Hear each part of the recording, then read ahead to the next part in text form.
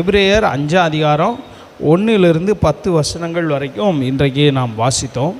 இதில் இயேசு கிறிஸ்துவை பற்றி இங்கே எழுதப்பட்டிருக்கிறது. நாம் ஏற்கனவே எபிரேயர்களை பற்றி படிச்சிருக்கிறோம். போன வாரம் நம்ம 4வது அதிகாரத்தில் இப்படி முடித்தோம். ஒரு பிரதான ஆசாரியர் நமக்கு இருக்கிறார் அப்படின்னு சொல்லி நாம் முடித்தோம். சரி, பிரதான ஆசாரியன் யார் அப்படின்னு நான் போன வாரம் சொன்னதையே நான் திரும்ப சொல்கிறேன். பிரதான ஆசாரியன் தேவனால் ஏற்படுத்தப்படுகிறான்.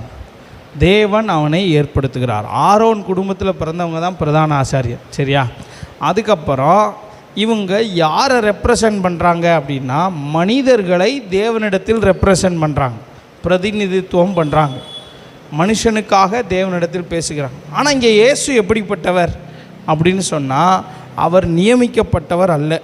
இங்கே பாருங்கள், 5ஆம் அதிகாரம் 1 to 4 வரைக்கும் எழுதியிருக்கு. ஒரு பிரதான ஆசாரியனுடைய ரோல் என்ன அப்படின்னு சொல்லி எழுதியிருக்கு.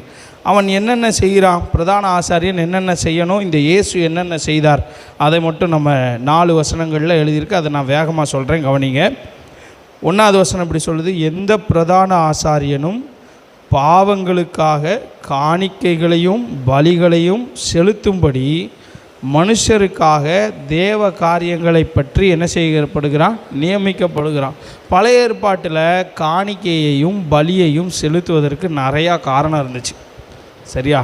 ஒருத்தனுக்கு ஆண்டவர் நன்மை செய்தார்னா நன்றி பலியை செலுத்துவான், நன்றி காணிக்கையை செலுத்துவான்.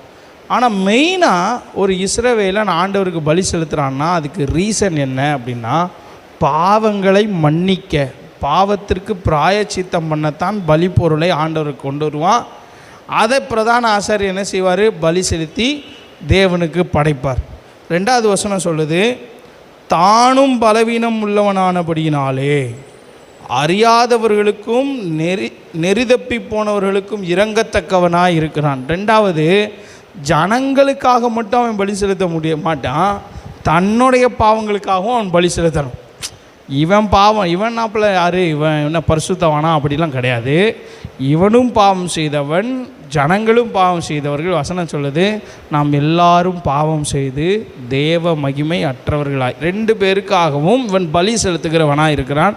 அதனால் அவர்களுக்கு இறங்கி அவர்களுக்காக உதவி செய்கிறான். 3வது வசனத்தை பாருங்கள்: அது நிமித்தம் அவன் ஜனங்களுடைய பாவங்களுக்காக பலியிட வேண்டியது போல தன்னுடைய பாவங்களுக்காகவும் அவன் என்ன செய்யணும், பலியிடணும்.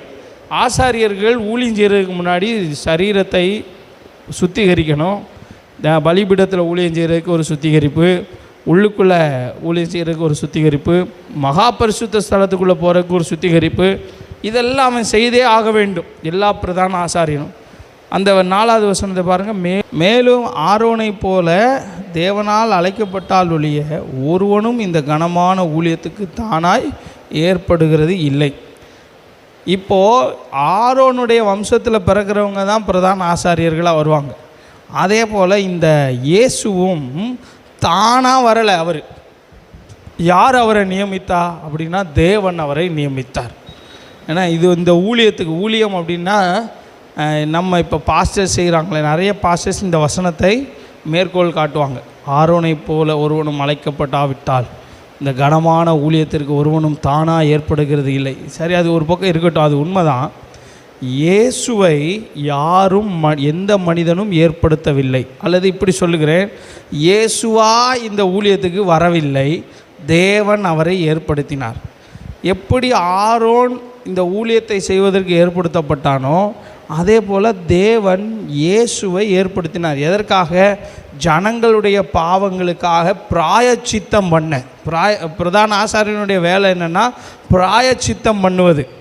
ஏன்னா ஜனங்களுக்காக பிராயச்சித்தம், அந்த பிராயச்சித்தம் பண்ணுகிற வேலையை தேவன் இயேசுவின் கையிலே கொடுத்தார். அதை இயேசு செய்து முடித்தார். அதுதான் முதல் 4 வசனம் சொல்லுகிறது. சரி, 5வது வசனத்திலிருந்து என்ன எழுதியிருக்கிறது? இயேசு கிறிஸ்து ஒரு ராஜாவாகவும் இருக்கிறார், ஒரு பிரதான ஆசாரியனாகவும் இருக்கிறார். இயேசு கிறிஸ்து முதல்ல நான் சொன்னேன் ஒரு பிரதான ஆசாரியன். இங்கே 5-6 வசனம் என்ன சொல்லுகிறது அப்படின்னா, அவர் ஒரு ராஜா, அதே போல் ஒரு பிரதான ஆசாரியன். அந்த வசனத்தை பாருங்கள்: அந்தப்படியே கிறிஸ்துவும் பிரதான ஆசாரியர் ஆகிறதற்கு தம்மை தாமே உயர்த்தவில்லை, நீர் என்னுடைய குமாரன், இன்று நான் உம்மை ஜனிப்பித்தேன் என்று அவருடனே சொன்னவரே அவரை உயர்த்தினார். அடுத்த வசனத்தை சேர்த்து வாசிக்கிறோம். அப்படியே வேறொரு இடத்திலும், நீர் மெல்கிசேதேக்கின் முறைமையின்படி என்றென்றைக்கும் ஆசாரியராக இருக்கிறீர். கவனிங்க, நான் முதல்ல சொன்னது போல் இயேசு தன்னால் இந்த வேலைக்கு வரலை. என்ன வேலைக்கு?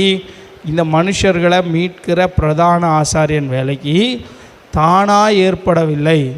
தேவன் அவரை ஏற்படுத்தினார். 6வது வசனம் என்ன சொல்லுது? 5வது வசனம் என்ன சொல்லுது ஆங்கிலத்தில்? 5வது வசனத்தை போடு ஆங்கிலத்தில். So also Christ glorified not himself to be made an high priest, but he that said unto them, Thou art my son, today have I begotten thee. இங்கே ஜனிப்பித்தேன் அப்படின்னு சொல்லியிருக்கிறே, அதனுடைய அர்த்தம் என்ன அப்படின்னு சொன்னால், அப்பாயிண்ட் பண்ணினார். தேவனே இவரை என்ன செய்தார் என்றால் அப்பாயிண்ட் பண்ணினார்.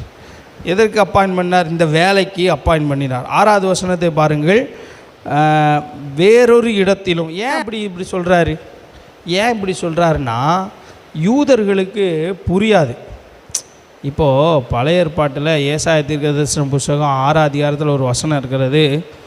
யாரை நான் அனுப்புவேன், யார் என் காரியமாய் போவார் அப்படின்னு சொன்னபோது, என்னை அனுப்பும், நான் போகிறேன், இதோ நான் அடியேன் இருக்கிறேன் அப்படின்னு சொல்லி இயேசு சொன்னதா இங்கே ஏசாயா சொல்லுவார். இயேசு வாலண்டியராக சரண்டராகி இந்த ஊழியத்துக்கு வந்தார், உண்மைதான். ஆனால் எபிரேயர்கள் புரிந்து கொள்வதற்கு, எபிரேயர்களுடைய மைண்டில் என்ன இருக்குது அப்படின்னா, ஆசாரியர்கள்னால் தன்னால் வந்தவங்க கிடையாது, அவங்களாம் தேவனால் வந்தவங்க அப்படின்ற அந்த மைண்ட் இருக்குது.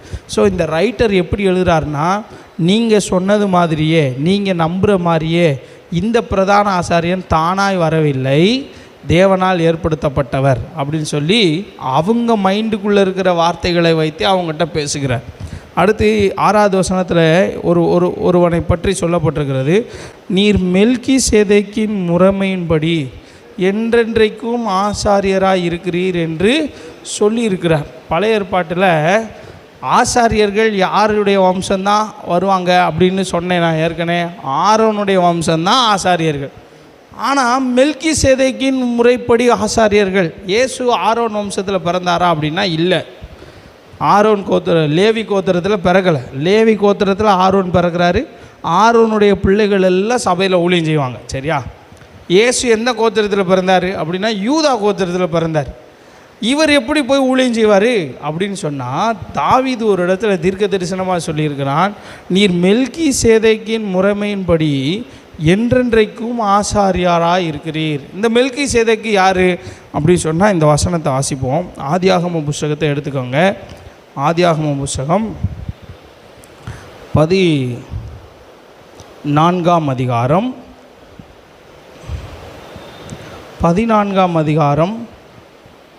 17வது வசனத்தில் இப்படி எழுதப்பட்டிருக்கிறது.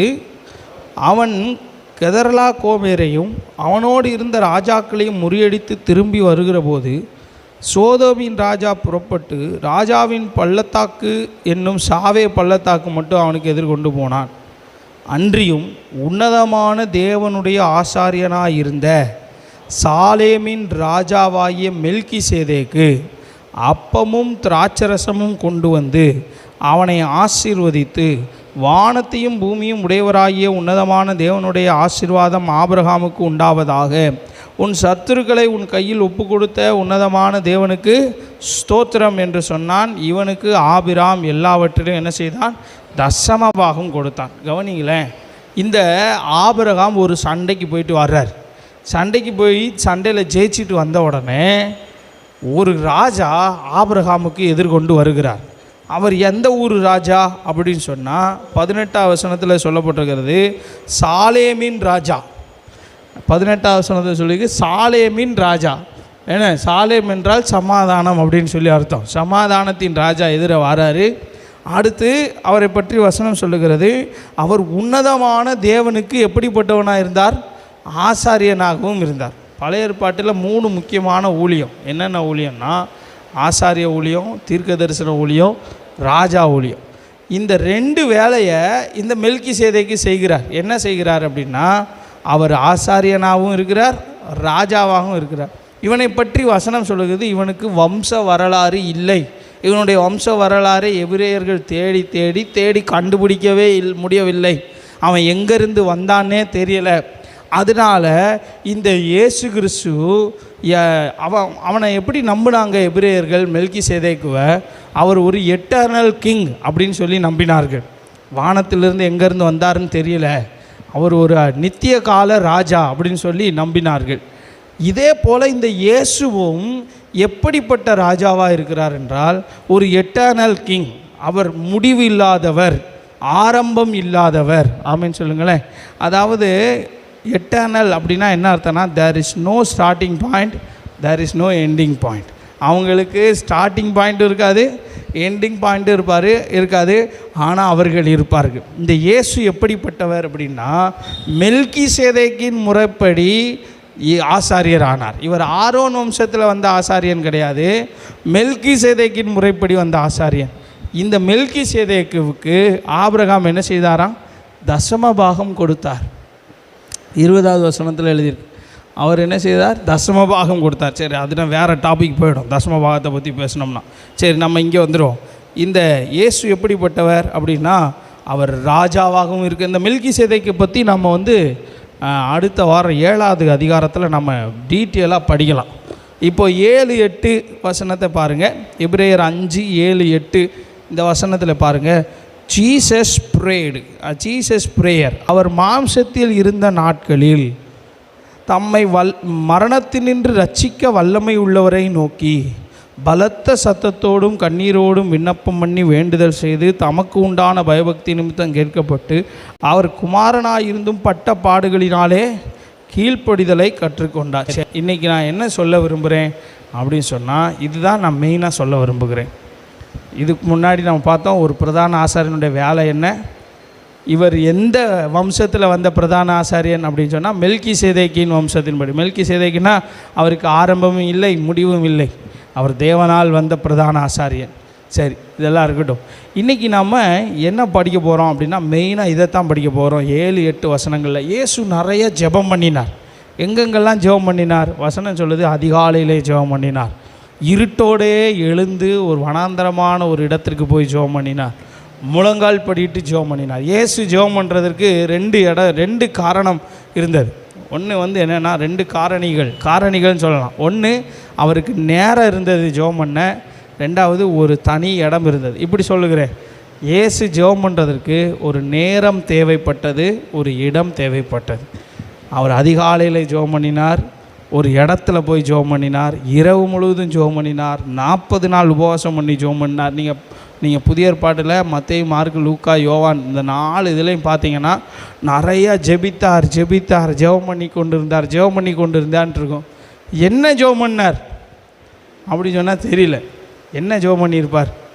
ஆண்டவர் நம்மளுக்கெல்லாம் ஜெபம் பண்ண கற்றுக் கொடுத்தார். என்ன கற்றுக் கொடுத்தார்? நம்ம எல்லோரும் அந்த மெயின்லைன் சர்ச்சஸ்லாம் ஜெபம் பண்ணுவார்களே, பரமண்டலத்தில் இருக்கிற எங்கள் பிதாவே, உம்முடைய நாமம் பரிசுத்தப்படுவதாக, உம்முடைய ராஜ்யம் வருவதாக, உம்முடைய சித்தம் பரமண்டலத்தில் செய்யப்படுகிறது போல பூமியிலேயும் செய்யப்படுவதாக, எங்களுக்கு வேண்டிய ஆகாரத்தை எங்களுக்கு தாரும், நாங்கள் எங்கள் கடனாளிகளை மன்னிக்கிறது போல எங்களுக்கு மன்னியும். அடுத்து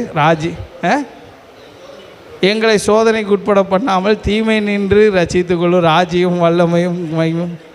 இதெல்லாம் சொன்னால் தான் ஞானசானம். கரெக்டாக? இதெல்லாம் கண்டிப்பாக சொல்லணும் சிஎஸ்ஏல. சரி, இயேசு நம்மளுக்கு ஜெபம் பண்ண கற்றுக் கொடுத்தார். ஆனால் இயேசு என்ன ஜெபம் பண்ணார் அப்படின்னு சொன்னால் அந்த வசனத்தில் எழுதியிருக்கு. இந்த இயேசு என்ன ஜெபம் பண்ணார்னே இல்லை. 33.5 வருடம் அவர் ஜெபம் பண்ணினார். அந்த சிலுவையில் கடைசியாக ஜெபம் பண்ணது தெரியும். என்னது? ஆண்டவரே இவர்களை மன்னியும், பிதாவே இவர்களை மன்னியும் அப்படின்னு ஜெபம் பண்ணார். சரி, ஆனால் அவர் மாம்சத்தில் இருந்த நாட்களில் என்ன ஜெபம் பண்ணியிருப்பார் அப்படின்னா எபிரேய நிறுவக்காரர் இப்படி எழுதுகிறார். இயேசுட்டேருந்து இதை இன்றைக்கி கற்றுக்கொள்ளலாம். மாம்சத்தில் இருந்த நாட்களில் தம்மை மரணத்தினின்று ரட்சிக்க வல்லமை உள்ளவரை நோக்கி. முதல்ல இயேசுவுக்கு நன்றாக தெரியும் தன்னுடைய பிதா யார் அப்படி என்றால் தன்னை ரட்சிக்க வல்லமை உள்ளவர். ஆமென் சொல்லுங்களேன். ஒவ்வொரு தேவ பிள்ளைக்கும் என்ன தெரிந்திருக்கணும் அப்படி சொன்னால், என் ஆண்டவர் வல்லமை உள்ளவர் என்பதை தெரிந்திருக்கணும். ரட்சிக்க வல்லமை உள்ளவர் அப்படின்னா, ரட்சிப்புனா என்ன அர்த்தம் அப்படின்னா பாதுகாப்பு அல்லது காக்கிறவர், இவர் எப்படிப்பட்டவர்? என்னை காப்பாற்ற வல்லமை உள்ளவர். ஆமென் சொல்லுங்களேன். நீங்களும் நானும் சில நேரம் பிரச்சனைகளில் மாட்டிக்கிடும்போது இதிலேருந்து வெளியவே வர முடியாது அப்படின்னு நினைக்கும்போது உங்களுக்குள்ள ஒரு விசுவாசம் இருக்க வேண்டும். இவர் என்னை காப்பாற்ற வல்லமை உள்ளவர். ஆமென். நம்முடைய தேவன் வல்லமை உள்ளவர். எதிலிருந்து காப்பாற்ற வல்லமை உள்ளவர்? மரணத்தினின்று ரட்சிக்க வல்லமை உள்ளவர். நம்முடைய தேவன் மரணத்தினின்று, எவ்வளவு பெரிய சோதனை வரட்டுமே, இயேசுவே அதற்காக ஜெபம் பண்ணார். ஏன்னா அவர் வந்ததே மரிக்கிறதுக்காக தான். முழு மனுக்குலத்தின் பாவத்தை தன் மேலே ஏற்றுக்கொண்டு, இன்னைக்கு காலையில் சொன்னேன், இயேசு என்ன செய்தார்? நம்முடைய பாவங்களை ஏற்றுக்கிட்டார். பாவத்துக்காக வாதிக்கப்பட்டார், பாவத்துக்காக அடிக்கப்பட்டார். நாலாவது பாவத்தை சுமந்து தீர்த்தார். பாவத்தை ஏற்றுக்கிட்டார், அப்புறம் வாதிக்கப்பட்டார், அடிக்கப்பட்டார், சுமந்து தீர்த்தார். அவர் தீர்த்துட்டார். இந்த இந்த இந்த இந்த இயேசு மரிக்கிறதுக்காக தான் வந்தார். ஆனால் அந்த மரண நேரத்தில் ஆண்டவரே என்னை கைவிட்டுறாதீங்க, என்னை எப்படியாயிலும் மரணத்திலிருந்து வெளியே கொண்டு வந்துருங்கன்னு சொல்லி அவர் ஜெபம் பண்ணினார். நான் உங்கள்கிட்ட எப்படி சொல்கிறேன், சில நேரம் ப்ராக்டிக்கலாக நான் இப்படி நண்பர்கள்ட்ட சொல்லுவது உண்டு. ஐசியூவில் படுத்துருக்குறோன்னு வச்சுக்கோங்களேன். இப்போ நான் ஐசியூவில் இருக்கிறேன், உயிர் போகிற நிலமையில் டாக்டரோ இல்லை என் நண்பர்களோ வந்து சொல்கிறாங்க, தங்கராஜ் இப்போ நீ எப்படினாலும் கஷ்டப்பட்டுனாலும் எழும்பிட்டேன்னா நீ பொழைச்சிருவ அப்படின்னு சொன்னாங்கன்னா நான் என்ன செய்வேன்னா என்னுடைய 100% எஃபர்ட் போட்டு எழும்புவதற்கு பிரயாசப்படுவேன். என்ன, எழும்பிடுவேன். சரி, செத்து போயிட்டேன், செத்தே போயாச்சு, செத்து என்னை அடக்கம் பண்ணியாச்சு. அடக்கம் பண்ணிவிட்டு இப்போ அங்கே இருந்து வெளியே வா அப்படின்னு சொன்னால் நான் வெளியே வர முடியுமா? அப்படின்னு சொன்னால் என் சரீரம் வெளியே வருமா? அப்படின்னா வராது. ஆனால் அங்கே இருந்து என்னை யார் தான் வெளியே கொண்டு வர முடியும்? தேவன் தான் வெளியே கொண்டு வர முடியும். அதனால தான் கிறிஸ்தவர்களுக்கு என்ன நம்பிக்கை வேண்டும் என்றால், நான் மரித்தாலும் என் தேவன் என்னை உயிரோடு கொண்டு வருவார். ஆமென் சொல்லுங்களேன். இயேசு வரும்போது எக்கால சத்தம் தொனிக்கும். ஒருவேளை நம்முடைய அன்புக்குரியவர்களை நாம் இழந்து மரித்திருந்தார்கள் என்றால் அவர்களின் சரீரத்தை இயேசு உயிரோடு கொண்டு வருவார், தேவன் எழுப்புவார். இந்த இயேசுவுக்கு என்ன நம்பிக்கை இருக்கிறது அப்படி சொன்னால், ஆண்டவரே நான் மரிக்க போகிறேன், என்னை மரணத்தினின்று எப்படி ஆகிலும் காப்பாற்றிருங்க அப்படின்னு சொல்லி ஜெபம் பண்ணுகிறார். அதுக்கு எப்படி ஜெபம் பண்ணுறாராம்? அவருடைய ஜெபம் பண்ணுகிற முறையை பாருங்கள். பலத்த சத்தத்தோடும் கண்ணீரோடும் விண்ணப்பம் பண்ணி. இயேசு கிறிஸ்து ஜெபம் பண்ணும்போது சத்தமாக ஜெபம் பண்ணியிருக்கிறார். முணுன்னு வாயில் ஜெபம் பண்ணலை, மனசுக்குள்ளேயே ஜெபம் பண்ணலை. ஏன்னா சில ஆட்கள்லாம் மனசுக்குள்ளேயே ஜெபம் பண்ணுவாங்க, அப்படியெல்லாம் ஜெபம் பண்ணலை. பலத்த சத்தம், அதிகாலை 4 மணிக்கு எழும்பி பலத்த சத்தம் போட்டால் எப்படி இருக்கும்? அதனால தான் இயேசு வனாந்தரத்துக்கு போயிட்டார் போல். வனாந்தரத்தில் போய் ரொம்ப சத்தம் போட்டு, தேவனே எனக்கு இரங்கும் அப்படின்னு ஜெபம் பண்ணியிருப்பார். ஆண்டவர் எனக்கு கிருபை தாரும் அப்படின்னு ஜெபம் பண்ணியிருப்பார். நாம் இன்றைக்கி இயேசுடைய ப்ரேயர்லேருந்து என்ன கற்றுக்கிறோம் அப்படின்னா, நல்லா சத்தமாக ஜெபம் பண்ணணும். இன்னும் நல்ல சத்தம் போட்டு, ரொம்ப மற்றவர்களுக்கு டிஸ்டர்பன்ஸாக இல்லை, நம்ம போடுற சத்தம் நம்ம காது கேட்டால் போதும், அப்படி சத்தமாக. சில நேரம் மனசுக்குள்ளேயும் ஜெபம் பண்ணலாம், அதையும் ஆண்டவர் கேட்பார். ஆனால் மனசுக்குள்ளேயும் சங்கீதக்காரன் சொல்லுகிறான், ஆண்டவரே என்னுடைய பெருமூச்சின் சத்தத்தை கேட்டி. சில நேரம் கஷ்டப்பட்டு நெருக்கத்தின் பாதையில் போகும்போது வார்த்தை வராது, மூச்சு மட்டும் வரும். எனக்கு போய் இப்படி நடந்துருச்சே அப்படி, அந்த மூச்சு சத்தத்தை கூட ஆண்டவர் கேட்பார். ஆமென் சொல்லுங்களேன். நம்முடைய ஆண்டவர் சத்தத்தை கேட்குறார். அடுத்து இயேசு எப்படி ஜெபம் பண்ணினாராம்? கண்ணீரோடு விண்ணப்பம் பண்ணினார். சில நேரம் கண்ணீர் விடக்கூடாதுன்னு சொல்லி சில பேர் பிரசங்கம் பண்ணுவதை கேட்டிருக்கிறேன். இயேசு உனக்காக எல்லாம் செய்து முடித்து விட்டார், ஏன் கண்ணீர் விடுகிற? அப்படிலாம் இல்லை. இயேசு கண்ணீரோடு ஜெபம் பண்ணினார். இயேசுவே கண்ணீர் விட்டு ஜெபம் பண்ணியிருக்கிறார். சில நேரம் நம்ம கண்ணீர் விட்டு ஜெபம் பண்ணணும். கண்ணீரோடு ஜெபம் பண்ணினார், வேண்டுதல் செய்தார். அதுக்கப்புறம் அந்த வசனம் சொல்லுகிறது, தமக்கு உண்டான பயபக்தி நிமித்தம் அவர் என்ன செய்தாராம்? கேட்கப்பட்டு. அவருக்குள்ளே என்ன இருந்துச்சு? ஒரு பயபக்தி இருந்துச்சு. தேவனை குறித்த ஒரு பயபக்தி, ஆண்டவருடைய வீட்டை குறித்த பயபக்தி. வசனம் சொல்லுகிறது, இயேசு சர்ச்சுக்குள்ளே வருகிறார். அந்த இடம் பிஸ்னஸ் பிளேஸாக இருக்குது. புறா விற்கிறாங்க, ஆடு மாடு விற்கிறார்கள், காசு விற்கிறாங்க, காசு மாற்றுக்கிறாங்க, மணி எக்ஸ்சேஞ்ச் பண்ணுகிறாங்க. ஏன்னா வேறு ஊர்லேருந்து வரணும்ல, வருவாங்க. இங்கே காணிக்கப்பட்டியில் நீ வாட்டுக்கு அமெரிக்கா டாலரை போட்டேன்னா எங்கே போய் மாற்றுறது, வெளியில் கடை இருக்குது அங்கே போய் மாற்றிட்டு வா அப்படின்னு சொல்லி இவனுங்க காசுக்காரர்கள் எல்லாம் உட்காந்துருக்குறாங்க. இயேசுக்குள்ளே ஒரு வைராக்கியம் வந்துச்சு, பயபக்தி, வீட்டை குறித்த பயபக்தி, பக்தி வைராக்கியம் வந்து சாட்டை எடுத்து அவர்களெல்லாம் அடித்து துரத்துக்கிறார். நம்முடைய இயேசுவுக்கு பயபக்தி இருந்துச்சு. ஆமென் சொல்லுங்களேன். நமக்குள்ளேயும் ஒரு பயபக்தி இருக்கணும். இப்போ நம்ம ஆராதனைக்கு வருவது நம்முடைய பயபக்தியின் வெளிப்பாடு. ஆண்டவர் மேலே அன்பு இருக்குது. எனக்கு இயேசு எல்லாம் செஞ்சுருக்கிறார் எனக்கு தெரியும். சில பேரை நான் பார்த்துருக்குறேன், ஆனால் சர்ச்சுக்கே வரமாட்டான். அப்படிலாம் இருக்கக்கூடாது. பயபக்தி ஒரு நாள், வாரத்தில் ஒரு நாள் நேரம் எடுத்து நம்ம காலையில் வாரோம், சாயங்காலம் வாரோம், இதெல்லாம் எதனுடைய வெளிப்பாடு அப்படின்னா நம்ம ஆண்டவர் மேலே வச்ச பயபக்தியின் வெளிப்பாடு. இயேசுவுக்கு பயபக்தி இருந்துச்சு. சர்ச்சுக்கு போனார். ஒவ்வொரு யூத ஆண்மகனும் வருஷத்துக்கு 3 முறை தேவாலயத்துக்கு போகணும். இயேசு போனார். இயேசு போகணுன்னு அவசியம் இருக்கா அப்படின்னா அவசியம் இல்லை. ஆனால் இயேசு போனார். ஏன்னா அவளுக்குள்ள பயபக்தி இருந்தது. அதிகாலையிலே ஜெபம் பண்ணினார், இரவிலே ஜெபம் பண்ணினார், ஏன்னா பகலில் ஜெபம் பண்ணினார். முடிந்தவர்களுக்கு இயேசுவின் அன்பை சொன்னார். இயேசுவுக்குள்ள பயபக்தி இருந்தது. ஸோ நமக்குள்ளேயும் என்ன இருக்கணும்? பயபக்தி இருக்க வேண்டும். ஆமென் சொல்லுங்களேன். நம்முடைய தேவனை குறித்த ஒரு பயபக்தி இருக்குமானால் நம்முடைய ஆண்டவர் நம்மை ஆசீர்வதிப்பார். அடுத்து அவர் என்னத்தை கற்றுக்கொண்டார்? அவர் குமாரனாய் இருந்தும் பட்ட பாடுகளினாலே எதை கற்றுக்கொண்டார்? கீழ்ப்படிதலை கற்றுக்கொண்டார். இயேசு கீழ்ப்படிஞ்சாரா அப்படின்னா கீழ்ப்படிந்தார். எந்த நேரமும் பிதாவுக்கு கீழ்ப்படிந்து கொண்டே இருந்தார். பிதாவின் சித்தத்துக்கு கீழ்ப்படிந்து கொண்டே இருந்தார். அவர் ஒரு நாள் கூட ரிபல்லியஸாக இருக்கலை. ரிபல்லியஸ் அப்படின்னா என்ன? அது தமிழில் எதிர்த்து நிற்கவில்லை. பலவந்தமாக நிற்கலை. அப்படிலாம் இல்லை ஆண்டவரே, அப்படிலாம் நிற்கலை. அவர் சொன்னார், உம்முடைய சித்தம் என் வாழ்க்கையில் நிறைவேறட்டும். ஒரு முறை போய் கெத்செமனே தோட்டத்தில் ஜெபம் பண்ணுறார். நான் நினைக்கிறேன் இந்த 7வது வசனமும் 8வது வசனமும் கெத்செமனே ப்ரேயராக இருக்கலாம். கெத்செமனே தோட்டத்தில் போய் முழங்கால் படியிட்டு கண்ணீரோடு ஜெபம் பண்ணுறார். அவருடைய வேர்வை இரத்தத்தின் பெருந்துளிகளாய் அந்த இடத்துல விழுகிறது. விழும்போது அவர் சொல்கிறாரு, ஆண்டவரே நான் மறிக்க போகிறேன். இந்த பாத்திரத்தை என்னை விட்டு நீங்கள் கூட்டுமானால் நீங்கள் நீங்கும்படி செய்யும். பாத்திரம்னா இப்போ நான் போய்கிட்டு இருக்கிறேன்னா இந்த பிரச்சனையிலேருந்து ஒரு வேளை என்னை வெளியே கொண்டு வரணும்னா வெளியே கொண்டு வந்துருங்க. ஆகிலும் என் சித்தத்தின்படி அல்ல, உம்முடைய சித்தத்தின்படி ஆக கடவுது. அவர் கீழ்ப்படிந்தார். தேவனுக்கு எல்லா இடத்துலையும் கீழ்ப்படிந்தார். வசனம் சொல்லுது அவர் கீழ்ப்படியாமல் இருக்கவே இல்லை. ஒரு வசனம் வாசிப்போம். பிலிப்பியர் புஸ்தகம். அவர் எப்போ வரைக்கும் கீழ்ப்படிந்தாராம்? பிலிப்பியர் புஸ்தகம் 2வது அதிகாரத்தில் இப்படி எழுதப்பட்டிருக்கிறது. 8வது வசனத்தில் எழுதியிருக்கு பாருங்கள். அவர் மனுஷ ரூபமாய் காணப்பட்டு மரண பரியந்தம், அதாவது சிலுவையின் மரண பரியந்தமும் கீழ்ப்படிந்தவராகி தம்மை தாமே தாழ்த்தினார். அவர் கீழ்ப்படிந்தார். எப்போ வரைக்கும்? சாகிற வரைக்கும், தன்னுடைய மூச்சு இருக்கும் வரைக்கும் கீழ்ப்படிந்தார். யாருக்கு? தேவனுக்கு.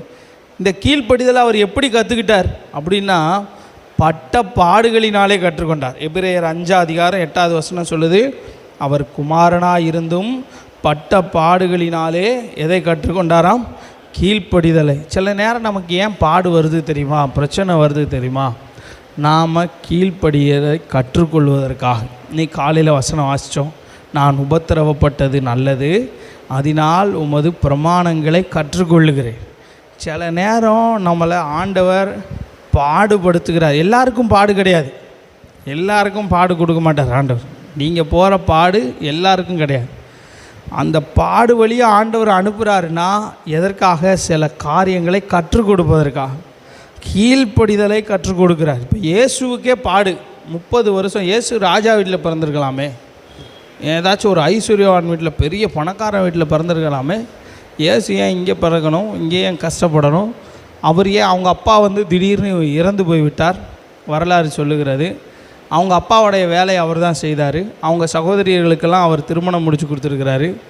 குடும்ப பாரத்தை அவர் சுமந்திருக்கிறார். ஏன் அப்படி பிறக்கணும்? சரி, அப்போது இயேசு ஏதாச்சும் மேஜிக் பண்ணி ஏதாச்சும் பணங்களை வர வச்சிருக்கலாமே. எதுவுமே இல்லை. அவர் கீழ்ப்படிதலை கற்றுக்கொள்ள ஆண்டவர் 30 ஆண்டுகளில் அந்த பாதையில் அவரை நடத்தினார். அதாவது என்ன சொல்கிறதுனா, சில நேரங்களில் நாம் கீழ்ப்படுகிற ஆண்டவரே அப்படின்னு நம்ம சொல்லிட்டோன்னு வச்சுக்கோங்களேன், சில நேரம் அந்த பாடெல்லாம் முடிஞ்சிடும். அதெல்லாம் மாறிடும், சூழ்நிலை மாறிடும். எதையும் ஏற்றுக்கொள்ளுகிற மனது வந்துருச்சுன்னா எல்லாமே நன்மையாக முடியும். அடுத்து 9-10 வசனங்களை வாசித்து நாம் முடிக்க போகிறோம் இன்றைக்கி. அந்த வசனத்தில் என்ன எழுதியிருக்கிறது என்று சொன்னால், ஒரு நித்திய ரட்சிப்பை பற்றி எழுதியிருக்கிறது. தாம் பூரணரான பின்பு தமக்கு கீழ்ப்படுகிற யாவருக்கும் நித்திய ரட்சிப்பை அடைவதற்கு காரணராகி மெல்கிசேதேக்கின் முறைமையின்படியான பிரதான ஆசாரியர் என்று தேவனாலே நாமம் தரிக்கப்பட்டார். மறுபடியும் அதை தான் சொல்கிறார். அவர் கீழ்ப்படிந்தார். பாருங்கள், பிரதான ஆசாரியர்கள் ஊழியம் செய்வதற்கு முன்பாக 30 வயசில் தான் பிரதான ஆசாரியனாக பொறுப்பெடுக்க முடியும். ஆரோன் குடும்பத்தில் பிறந்த எல்லாருமே பிரதான ஆசாரியன் ஆக முடியாது. 30 வயசு ஆகணும். அது வரைக்கும் அவங்களுக்கு சில டியூட்டிஸ் எல்லாம் அவங்க கற்றுக்கொள்ளணும். இப்போது இயேசு கிறிஸ்துவும் அதே போல் சில காரியங்களை கற்றுக்கொண்டதற்கு பின்பாக நாம் நித்திய ரட்சிப்பை அடைவதற்கு அவர் காரணராகி, அதாவது பழைய ஏற்பாட்டில் இருக்கிற யூதர்கள் பாவத்திற்காக பலி செலுத்த ஒரு பிரதான ஆசாரியன் இருப்பது போல், அவனுக்கு பலி செலுத்தின உடனே அவன் நினைப்பான், பாவம்லாம் எனக்கு மன்னிக்கப்பட்டுருச்சு, பாவத்திலேருந்து ரட்சிக்கப்பட்டாச்சு. ஆனால் நாளைக்கு போய் என்ன செய்வான்? பாவம் செய்வான். அடுத்த மாதம் போய் பாவம் செய்வான். அடுத்த வருஷம் போய் பாவம் செய்வான். இது இப்போது டெம்பரவரி ரட்சிப்பு. ஆனால் இந்த இயேசுவோ நித்திய ரட்சிப்பை நாம் அடைவதற்கு அவர் காரணராகி இருக்கிறார். நித்திய ரட்சிப்பு என்று சொன்னால் மரண தண்டனையிலிருந்து நமக்கு நித்தியமான ஒரு விடுதலை, நித்தியமான காப்பாற்றுதல். அப்படின்னு சொல்லுங்களேன். நம்ம வாழ்க்கை பாவத்தில் இருந்தோம், நாம் நரகத்துக்கு நேராக ஓடிக்கொண்டிருந்தோம். நம்ம இயேசு சந்தித்து தம்முடைய சொந்த இரத்தத்தினாலே கழுவி மீட்டு நம்மை இப்போ நரகத்திலிருந்து காப்பாற்றி இருக்கிறார், பாவ தண்டனையிலிருந்து காப்பாற்றி இருக்கிறார். அதனால் நம்முடைய ஆண்டவர் அதற்கு காரணராக இருக்கிறார். 9ஆம் வசனத்தை பாருங்கள்.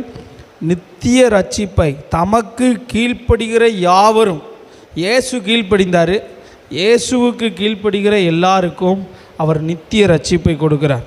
அடுத்து திரும்ப சொல்லுகிறார் 10ஆம் வசனத்தில், மெல்கிசேதேக்கின் முறைமையின்படி பிரதான ஆசாரியர் என்று தேவனாலே நாமம் தரிக்கப்பட்டார்.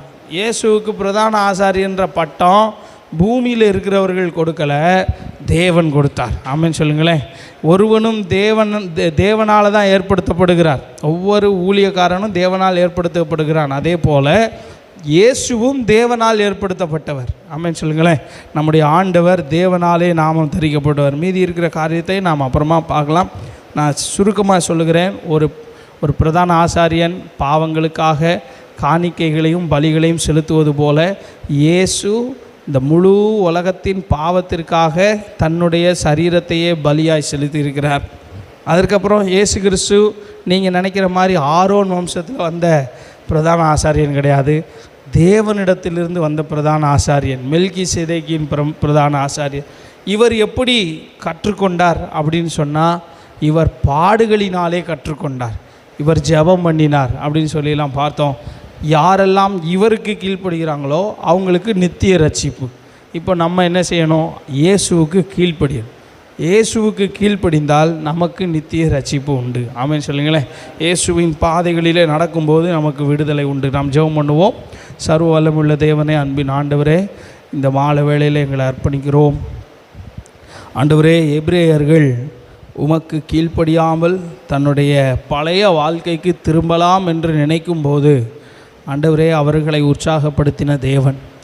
நாங்கள் எப்பொழுதெல்லாம் ஆண்டவரே கீழ்ப்படியாமல் போகிறோமோ அப்பொழுதெல்லாம் எங்களுக்கு இந்த வசனங்களை ஞாபகப்படுத்தும். நாங்களும் உமக்கு கீழ்ப்படிந்து உம்மை பற்றி கொள்ள, உம்மை ஆண்டவரே நாங்கள் பின்பற்ற எங்களுக்கு கிருபை தாரும். நீர் ஜெபித்தது போல நாங்களும் ஜெபிக்க, ஆண்டவரே கீழ்ப்படிதலை கற்றுக்கொள்ள நீர் எங்களை எந்த பாதைக்குள் அனுப்புகிறீரோ அந்த பாதைகளிலே ஆண்டவரே உம்மை குறித்த காரியங்களை இன்னும் அதிகமாய் கற்றுக்கொள்ள கர்த்தர் எங்களுக்கு கிருபைதார். இயேசு கிறிஸ்துவின் நாமத்தில் ஜெபிக்கிறோம் நல்ல பிதாவே, ஆமென். என் ஆத்துமாவே கர்த்தரை ஸ்தோத்திரி, என் முழு உள்ளமே பரிசுத்த நாமத்தை ஸ்தோத்திரி. என் ஆத்துமாவே கர்த்தரை ஸ்தோத்திரி, கர்த்தர் செய்த சகல உபகாரங்களையும் மறவாதே. ஆமென்.